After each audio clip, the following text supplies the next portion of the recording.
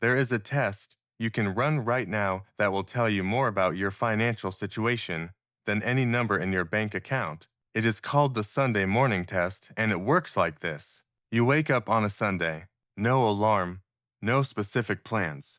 You lie there for a few minutes before your brain fully starts, and in those first few minutes, before the day takes over, what is the first financial thought that comes?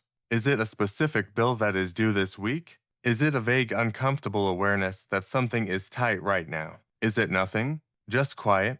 The answer to that question places you on a very specific spectrum, and that spectrum has 3 points on it where something fundamental changes. Not about your income, not about how much you earn, about how money feels in your daily life. Most people assume the worrying goes away when the income goes up. It does not. The research on this is consistent and slightly devastating. People who get raises report feeling better about money for approximately 2 to 3 months and then return to exactly the same level of financial anxiety they had before. The worrying does not respond to income. It responds to something else entirely. 3 specific wealth levels where the relationship between your brain and money permanently changes.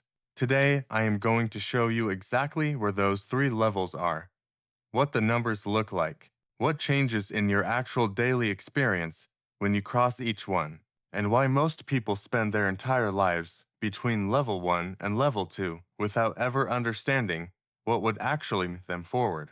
My name is Sig, and I spend way too much time thinking about money, the psychology of financial peace, and the specific thresholds where the way money feels changes permanently rather than temporarily. Subscribe to this channel right now if you want to understand what actually produces financial peace rather than just financial activity, and give this video a thumbs up if by the end of it the Sunday morning test gives you a different answer than it did when you clicked on it. Let us walk through the 3 levels. Before we get into the 3 levels, I need to give you the framework that makes everything else click, because without it the levels sound like arbitrary numbers rather than genuine thresholds. Financial worrying is not caused by low income. It is caused by insufficient margin. Margin is the gap between what your life costs and what your resources can cover. A person earning $40,000 with a $10,000 emergency fund and no consumer debt has more financial margin than a person earning $150,000 with a $1,200 car payment, a $2,000 mortgage, student loans, and a credit card balance that never quite goes away. The first person has breathing room. The second person is fully allocated, every dollar committed before the month starts, and fully allocated at any income level produces the same Sunday morning feeling, the low-frequency hum of financial pressure that never fully goes away because there is no slack in the system. The 3 wealth levels I am about to show you are not income thresholds. They are margin thresholds. Points where the gap between what your life costs and what your resources can cover becomes large enough that specific categories of financial worrying permanently disappear, not reduce, disappear. Let me introduce you to 2 people, because the psychology becomes real only when you see it in someone's actual life. Anna is 34 years old. She earns $62,000 per year. She has $4,000 in savings, 2 credit cards with a combined balance of $7,000, a car payment of $480 per month, and a rent payment that takes 40% of her take-home pay. Every month ends close to zero, sometimes past it. Anna's Sunday morning test result is immediate and specific. Before she is fully awake, her brain is running the week's financial logistics. The credit card minimum due Thursday, whether the car payment will clear before the grocery run she needs to do, whether anything unexpected is coming that she has not accounted for. It is not dramatic. It is not panic. It is just always there, a background process that never fully shuts off. Claire is also 34. She earns $68,000 per year, $6,000 more than Anna annually.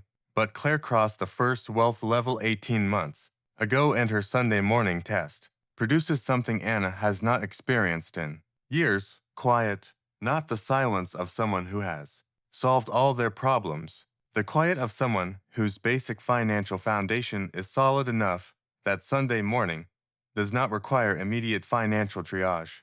Today, I am going to show you exactly what Claire did differently, where the three lines are, and what specifically changes at each one. The first wealth level is not a net worth number. It is a coverage number. It is the point where your liquid savings can cover 3 to 6 months of your actual living expenses without requiring you to earn another dollar. For most Americans in 2026, that means somewhere between $15,000 and $25,000 in accessible savings depending on their monthly expense level. This is the stability threshold, and what it does to your financial psychology is specific and immediate.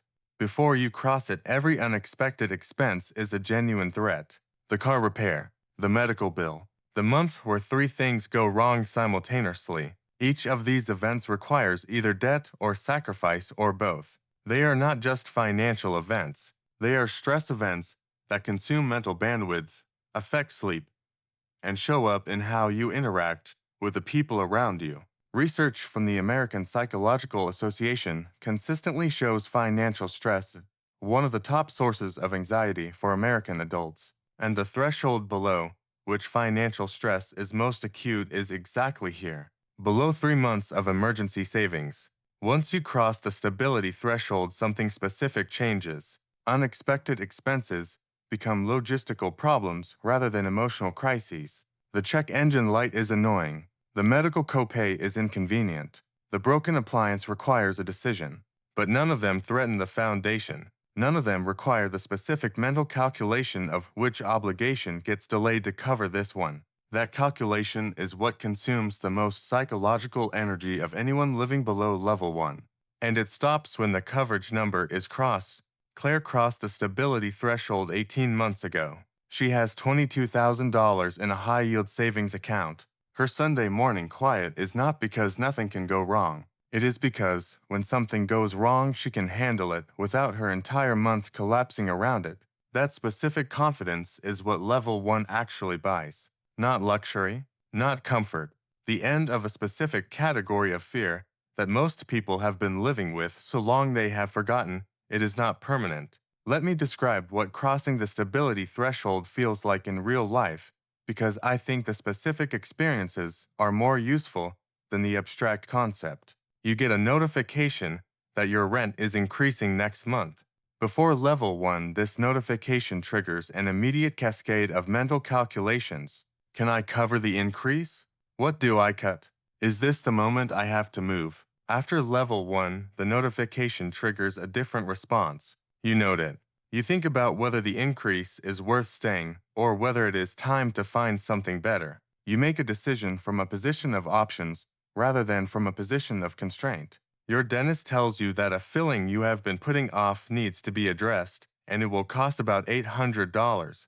Before level 1, this conversation produces a specific kind of shame-adjacent stress. The calculation of how to make this work, whether the credit card can absorb it, whether you can delay it another few months. After level 1, you schedule the appointment. The $800 leaves your savings account. Your savings account is smaller. It rebuilds over the next 2 months. The tooth is fixed. The entire event takes about 4 minutes of your mental attention, rather than 2 weeks. These are not dramatic transformations. They are the removal of a specific tax that financial fragility places on every area of your life. And the removal of that tax is worth more to your actual daily experience. The second wealth level than almost is the freedom any income threshold, increase and this is where things get genuinely interesting, because what changes here has almost nothing to do with emergencies and everything to do with options. $100,000 invested in a broad market index fund at the historical average of 8% annual return generates $8,000 per year. Without you doing anything, without showing up anywhere, without selling anything or managing anything, $8,000 per year produced by money that is working alongside you rather than waiting to be spent. That number sounds modest until you feel what it does to your relationship with your job. Before the freedom threshold, your job is the only thing standing between your current life and financial disruption, which means your employer has leverage over you that they may not even consciously use, but that shapes every interaction you have at work. You do not ask for the raise you deserve because losing the job feels too risky. You accept conditions that are unreasonable because the alternative is worse. You stay in situations that are damaging your health or your happiness because you genuinely cannot afford to leave. After the freedom threshold, something shifts. Not dramatically, quietly, you start negotiating differently. Not because you became braver, because the worst case scenario changed. You could survive a job loss. Not comfortably, not indefinitely, but long enough to find something better without taking the first offer that appears out of desperation. That shift in the worst case scenario changes everything about how you show up professionally. Charlie Munger, Warren Buffett's late business partner, described the first $100,000 as the hardest financial milestone of your entire life. Not because the number is large, because of what the compounding math does once you cross it. At $100,000 earning 8%, your money generates $8,000 annually. At $250,000, it generates $20,000. At $500,000, it generates $40,000. The same income as a full-time job produced entirely by money that is already working on your behalf. The freedom threshold is the point where you can genuinely see this math working in your own account, where the returns are large enough to feel real, where you can watch your money doing work alongside you rather than just sitting as a number that has not moved. Here is something I need to warn you about, because it is the most common reason people cross the stability threshold and then spend years at level 1 without ever reaching level 2. The trap is called lifestyle absorption, and it works like this. You cross level 1. You have the emergency fund. The financial pressure drops. And almost immediately, the spending expands to fill the new room. The nicer apartment because you can now afford it. The car upgrade because the old one is paid off and the payment feels manageable. The dining habits that shift upward because you are not stressed about money the same way you used to be. None of these expansions are dramatic. Each one seems justified, but collectively, they consume the margin that was supposed to be building toward level 2. You end up at a higher income, a higher spending level, and exactly the same gap between the two that you had before you crossed level 1. The stability feels better because the emergency fund is there, but the freedom threshold stays just as far away because every dollar of improvement in your financial position gets immediately absorbed by an improvement in your lifestyle. The people who actually reach level 2 are not the highest earners in their social circle. They are the people who cross level 1 and then resisted the gravitational pull to absorb the new margin into a bigger lifestyle, who let the gap stay open, who directed the improvement toward investments rather than expenses. That discipline, not the income, is what determines whether level 2 arrives in 5 years or never. The third wealth level is the peace threshold, and this is the level where the Sunday morning test produces a genuinely different result not just on good weeks, but permanently. $500,000 invested at 8% generates $40,000 per year. $1 million generates $80,000 per year. These are not supplemental numbers. For most American households, these are full income replacement numbers produced entirely by investments that compound whether you are working or not. At the peace threshold, your financial future no longer depends on your employer's decisions, your industry's health, or your physical ability to continue working. The money is generating income that covers a meaningful portion of your life's costs independently, and that independence produces something that no income level produces on its own. Genuine financial peace, not the temporary relief of a good month, not the brief confidence of a recent raise. The durable, quiet, background certainty that your financial foundation is solid enough to survive almost anything that normal life produces. A Schwab Modern Wealth Survey found that Americans say they need approximately $2.2 million in net worth to feel wealthy. But the same survey found that people with $500,000 invested reported significantly higher financial confidence and significantly lower financial anxiety than people with lower amounts regardless of income. The peace threshold is not $2.2 million for most people. It is the point where your invested assets generate enough annual return that losing your job would be disruptive but not catastrophic, where a medical event would be expensive but not financially devastating, where you can make decisions about your work, your location, and your time based on what you actually want rather than exclusively on what you financially need. That specific freedom, the freedom to choose rather than to react, is what the peace threshold actually produces, and it is available at a number that most people dramatically overestimate because they confuse financial peace with financial abundance. Peace does not require never working again. It requires that working becomes optional rather than mandatory. Here is what I want you to picture, because I think describing the ordinary experience of financial peace is more useful than describing the extraordinary version. It is a regular Tuesday. Your company announces that layoffs are coming. Before the peace threshold, this announcement produces a specific kind of fear. The mental calculation of how long you could survive, whether you are on the list, what you would do immediately if it happened. The next weeks are consumed by a low-frequency anxiety that affects sleep, concentration, and every interaction you have. After the peace threshold, the same announcement produces something different. Concern. Real concern. Losing your job matters and would require adjustment.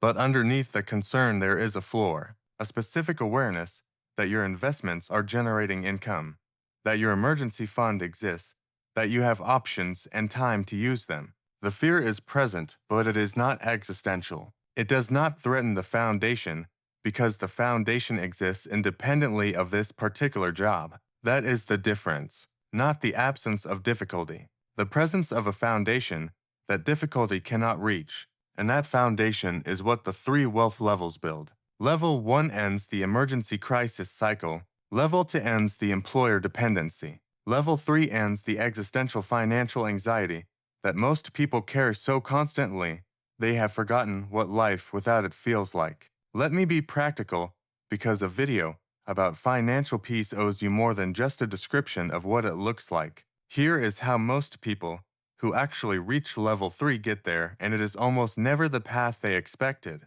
They started with level 1 as the only goal. Not level 3, not even level 2, just getting to 3 months of expenses in savings. That specific focus produced the first crossing. Then they resisted lifestyle absorption. Not perfectly, but enough. They let some of their financial improvement compound rather than absorbing all of it into a bigger lifestyle. The raises that came, they directed partly to investments and partly to life improvement, rather than entirely to life improvement.